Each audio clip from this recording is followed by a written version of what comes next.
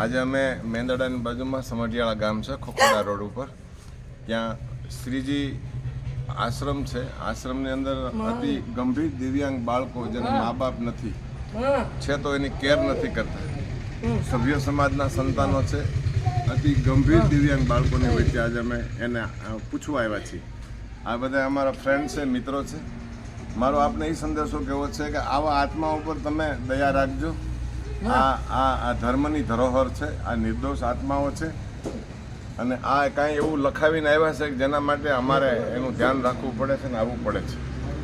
આપ બધાને પ્રેમ, કરુણા અને સત્ય શું છે એ જો આશ્રમમાં આવો તો ખબર પડે કે પ્રેમ શું છે આ દિવ્યાંગનો આપણા પ્રત્યે અને કરુણા શું છે એ તમને પ્રેક્ટિકલ જીવનમાં અનુભવ હોય તો તમે મેંદરડા શ્રીજી આશ્રમમાં પધારજો.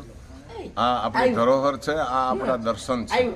સભ્ય સમાજના સંતાનો આવી રીતે તસોડાઈ જાય અને એની સેવા કરે. અમારે જોશી કૌશિકભાઈ વ્યવસ્થાપક છે, એમને પણ ખૂબ ધન્યવાદ છે. એ પણ થોડાક અડધા શરીરથી પણ પૂર્ણ શરીરથી કામ કરે છે. ભગવાન એમને ખૂબ બળ આપે અને ખૂબ સેવાની શક્તિ આપે એવી પ્રાર્થના દ્વારકાધીશ પાસે. આ દિવ્યાંગને બધાએ ખૂબ પ્રેમ કરજો. જેના પાસે છે, જેના સમયના અનુસંધાનમાં છે, એનો દિવ્યાંગ છે એ દેવો ભવ છે. પ્રભુ પ્રાર્થના કરજો. જય પગી.